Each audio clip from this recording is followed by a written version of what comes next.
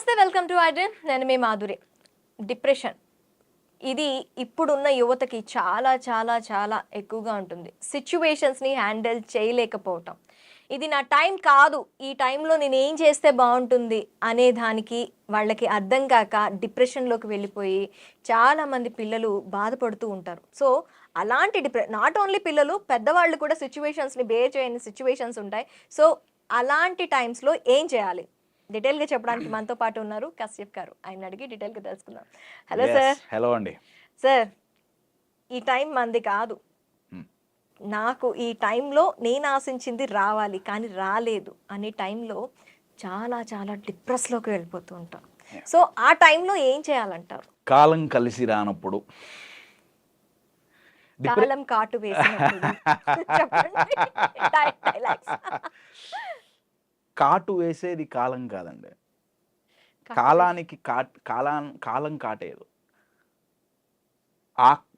మనకొక ఎక్స్పీరియన్స్ అయినప్పుడు దాన్ని మనం ఏ దృష్టికోణంలో చూస్తున్నాం, అది గనక డిస్ట్రక్టివ్ దృష్టికోణం అయితే అప్పుడు కాటేస్తుంది. అర్థమవుతుందా? సో కాలం దానంతట అది కాటేది. డిప్రెషన్, ఫస్ట్ ఆఫ్ ఆల్ ఈ పదం అర్థం చేసుకోండి. చాలామంది ఈ పదాన్ని వాడేస్తున్నారు. ఏమండి, బోరు కొట్టిన వాళ్ళు కూడా నేను డిప్రెషన్లోకి వెళ్ళిపోయాను, అది డిప్రెషన్ కాదండి, అది డిప్రెషన్ కాదు. మరి డిప్రెషన్ అంటే ఏంటి? డిప్రెషన్ ఉంది అని ఎలా తెలుస్తుంది అంటే బాడీలో కొన్ని హార్మోనల్ లెవెల్స్ మారుతాయి. మేము యూజువల్గా డోస్ అంటుంటాం మేము వీటిని. Dopamine, endorphin, serotonin and oxytocin. వీటిల్లో కొన్ని హార్మోన్స్ వాటి స్థాయి తగ్గిపోతుంది, ఉండాల్సినంత లెవెల్ ఉండదు. దట్స్ హౌ యూజువల్గా క్లినికల్ డిప్రెషన్ని గుర్తించే విధానం అదే. వన్ ఆఫ్ ద వేస్లో అదొకటి. యూజువల్గా మీరన్నట్టు అనుకున్నది అనుకున్నట్టు జరగలేదు ఏమండి. మరి దీని నుంచి డిప్రెషన్లోకి పోకుండా నిలబడాలి అంటే అలా, అన్షేకబుల్గా ఉండాలి అంటే అలా, నేను మీకు ఒక ఎగ్జాంపుల్ ఇచ్చి చెప్తానండి. ఇది ఒక ప్యాటర్న్ అండి. నేను ఆ ప్యాటర్న్స్ అన్నీ ఒక వీడియోలో నేను చెప్పలేను, రైట్? సో నేను ఆ పేర్లు అవి వాడకుండా ఎగ్జాంపుల్స్ ఇచ్చి నేను బయటకు వెళ్తున్నా. ఇప్పుడు ఆ ప్యాటర్న్ పేర్లు అవన్నీ చెప్పుకుంటూ పోతే చాలా పెద్ద ఇదవుతుంది. నేను ఒక ఎగ్జాంపుల్ ఇస్తా మీకు. ఇప్పుడు సీజన్స్ ఉంటాయి కదా, ఎండాకాలం, వానాకాలం, చలికాలం. మీకు నచ్చని సీజన్ ఏంటి? Every season I love. You love it. I hate ఎండాకాలం అండి. నాకు ఎండాకాలం అంటే నచ్చదు. నాకు ఎండాకాలం అంటే చాలా చికాకు. బికాజ్ ఎండాకాలం అంటే నాకు ఎందుకు ఇష్టం అంటే ఆ సీజన్లో మామిడి పళ్ళు వస్తాయి. మామిడి పళ్ళు వస్తాయి కాబట్టి మీకు ఇష్టం. నాకు మామిడి పళ్ళు అంటే ఇష్టం, కానీ ఎండాకాలంలో ఉండే కొన్ని పరిస్థితులు నాకు నచ్చవు. మీరు బయట కంట్రీస్కి వెళ్తే వాళ్ళకి వింటర్ అంటే నచ్చదు, ఎందుకంటే చాలా గ్లూమీగా ఉంటుంది బయట వింటర్ ఆ దేశాల్లో. నేను ఈ ఎగ్జాంపుల్ ఎందుకు చెప్తున్నా అంటే, మీకు ఒక సీజన్ నచ్చదు సంవత్సరంలో, కానీ ఆ సీజన్ పర్మనెంట్ కాదు. రైట్ నౌ నాకు నచ్చని ఎండాకాలంలో నేనున్నా, నాకు నచ్చని చలికాలంలో నేనున్నా, నేను అనుకున్నట్టు నాకు పరిస్థితులు సహకరించట్లేదు, నాకు ఈ సీజన్ నచ్చట్లా. డిప్రెస్ అవ్వటానికి కారణం ఏంటంటే జీవితాంతం ఇదే సీజన్ ఉంటుంది అనుకోవటం ఫస్ట్ రీజన్ అండి. చాలామంది మిస్ అయ్యేది ఎక్కడంటే, ఒక సమస్య రాగానే అనుకున్నది అనుకున్నట్టు జరగకపోతే అయిపోయింది, ఇంకా లైఫ్ అయిపోయింది. ఆర్ జీవితం అంతా ఇదే ఉంటుంది. పర్మనెంట్ కాదండి ఇది, సీజన్ మారుతుంది. గుర్తుంచుకోవాల్సింది ఏంటంటే, మళ్ళీ ఈ సీజన్ వస్తుంది నెక్స్ట్ ఇయర్. ప్రాబ్లమ్స్ రాకుండా ఉండాలి అన్న ఎక్స్పెక్టేషన్ ఎప్పుడైతే మైండ్లో ఇంచిపోతుందో డిప్రెషన్కి ఛాన్స్ లేదు. ఫస్ట్ అండ్ ఫార్మోస్ట్ మీరు అనుకున్నట్టు ఎందుకు జరగాలండి? ఎందుకు జరగాలి? మీరు అనుకున్నట్టు ఎట్లా జరుగుతాయండి? నేను అనుకున్నట్టే ఎందుకు జరుగుతుంది? మీరేమన్నా పైన చూడిపడ్డారా? నాకు తెలియకడుగుతా. నేను అనుకున్నట్టే జరగాలని, నేను ఈ ప్లాన్ వేసుకుంటే ప్లాన్ ప్రకారమే కశాపు మరి వర్కౌట్ అవ్వదు. కొన్నిసార్లు అవ్వదండి. అయితే వదిలేస్తామా? ఇది ఎట్లుందంటే నాకు కాలం కలిసి రాలా, నేను రోడ్డు మీద వెళ్తున్నా, ఒక చోటికి వెళ్దాం అనుకుంటున్నా, మధ్యలో ఒక ట్రాఫిక్ సిగ్నల్ రెడ్గా వచ్చింది, అబ్బా రెడ్గా వచ్చింది, నేను డిప్రెస్ అయ్యా. గ్రీన్గా మారుతుంది, గుర్తుపెట్టుకోవాలి. అది గ్రీన్గా మారుతుంది. రెడ్ సిగ్నల్ పర్మనెంట్ కాదు, ప్రాబ్లమ్స్ కూడా పర్మనెంట్ కాదు. ఇది బాగా బాగా గుర్తుపెట్టుకోండి. అనుకున్నట్టు జరగవు.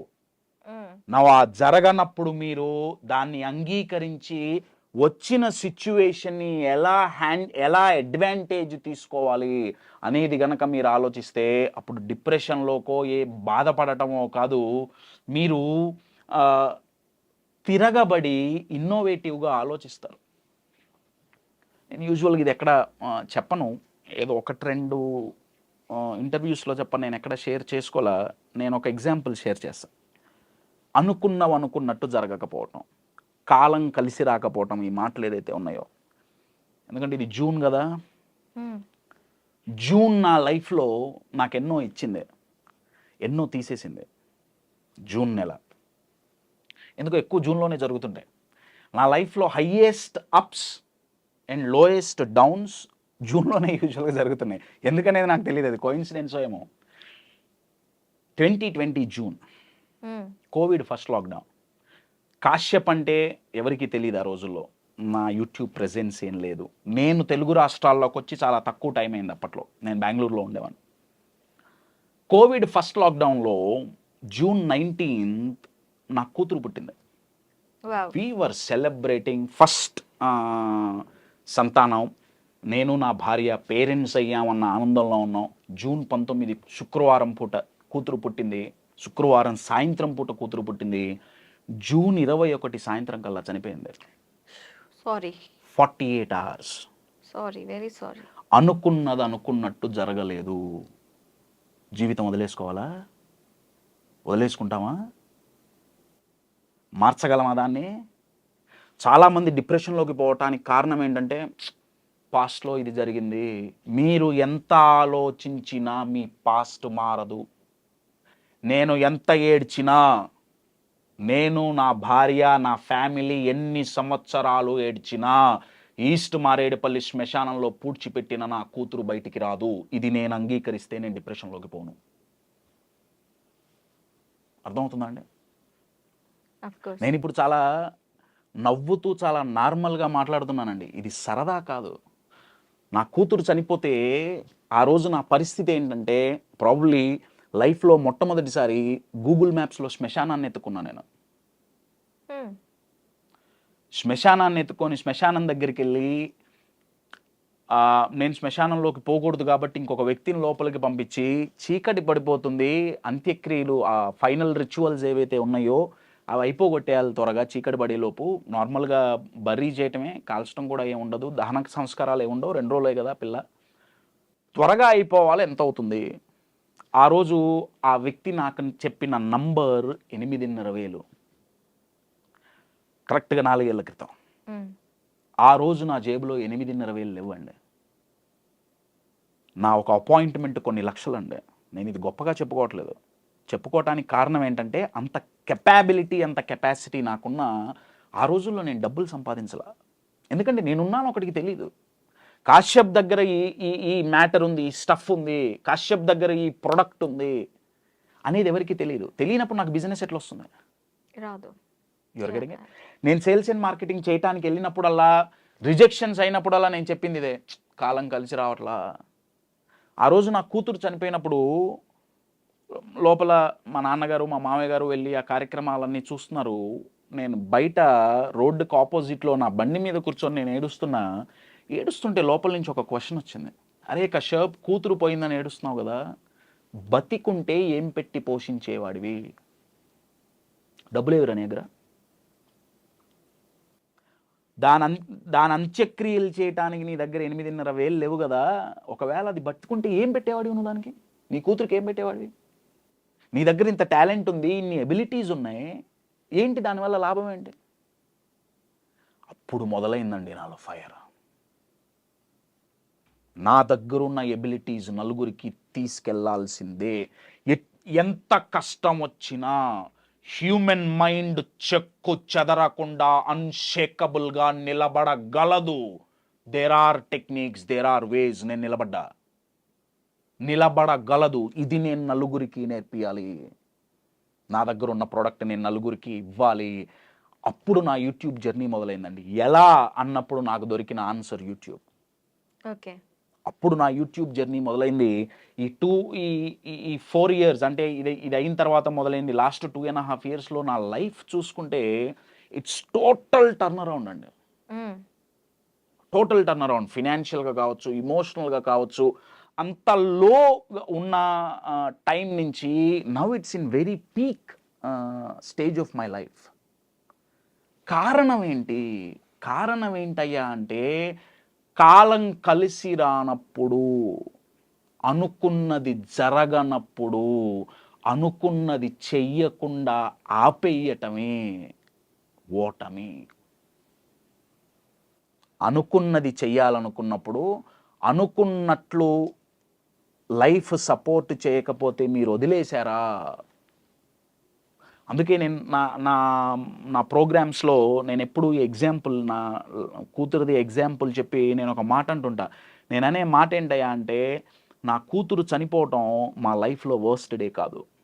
That is the best day of our life. Because మా జీవితాన్ని మార్చేసింది అదే. You are getting my point? చాలామంది నెగిటివ్ లెసన్స్ నేర్చుకుంటారు. నెగిటివ్ లెసన్స్ నేర్చుకొని ఏం చేస్తారంటే, నన్ను వాళ్ళు మోసం చేశారు, అంతే, నేనంటే ఎవరికి ఇష్టం లేదు, నన్ను ఆ దేవుడు కూడా పట్టించుకోవట్లేదు, వగేరా వగేరా వగేరా వగేరా. పెద్ద బాహుబలి 1, 2, 3 సినిమాలు తీస్తారు మైండ్లో. అంటే సూపర్ హిట్ మూవీ కదా. మైండ్లో ఏదేదో చూస్తుంటారు వాళ్ళు. ఏదో నెగిటివ్ సినిమా అయిపోయింది, జీవితం అయిపోలా. మనం అయిపోయింది అనుకుంటున్నాం. ప్రాబ్లమ్స్ పర్మనెంట్ కాదు. ఏ సీజన్ పర్మనెంట్ కాదు.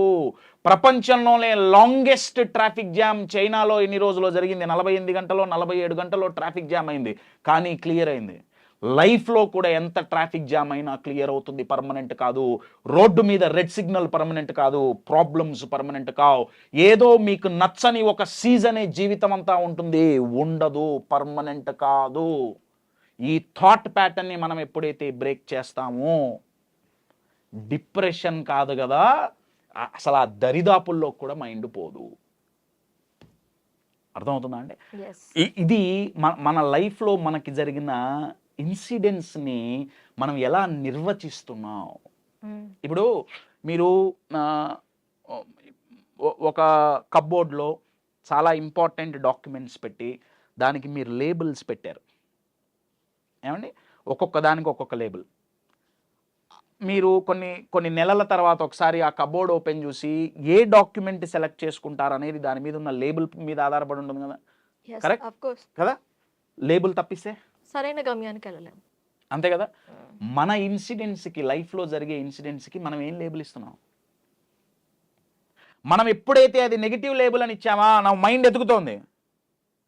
చాలామంది ఉంటారు, కశ్యప్ ఎంత ఆలోచించినా సంతోషంగా ఉండటానికి రీజన్ దొరకట్లా, నా సంతోషంగా ఉండాలని మైండ్ స్కాన్ చేస్తుంది.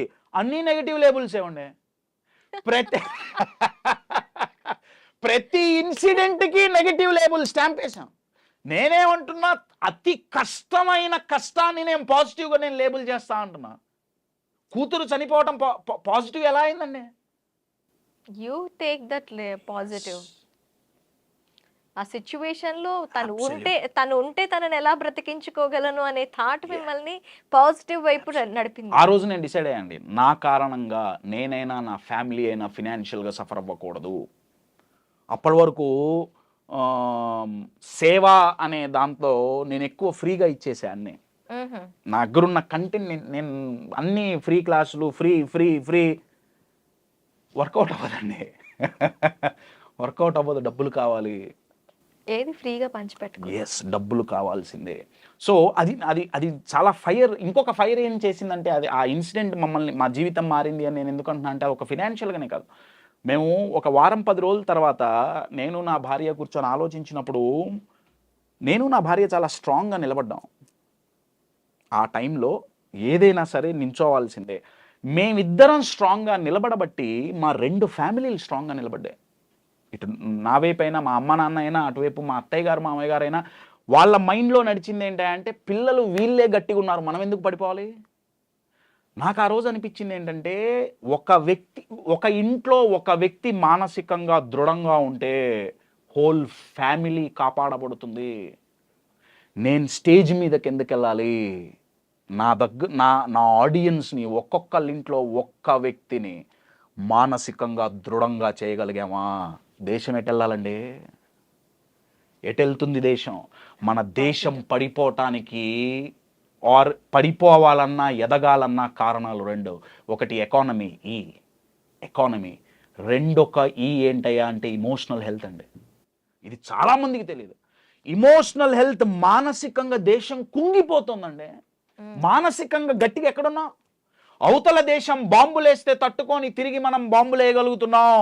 అనుసంపద చాలా ఉంది, బ్రహ్మాండం వెరీ గుడ్, ఉండాలి, నేను కాదనట్లా.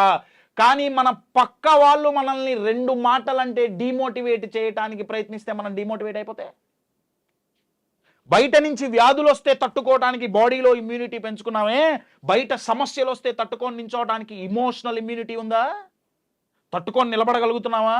2 ఫెయిల్యూర్స్ అయితే చచ్చిపోవటం ఏంటండి, ఇద్దరు 2 మాటలు అన్నారని బాధపడటం ఏంటండి, నాకు తెలియగలుగుతా.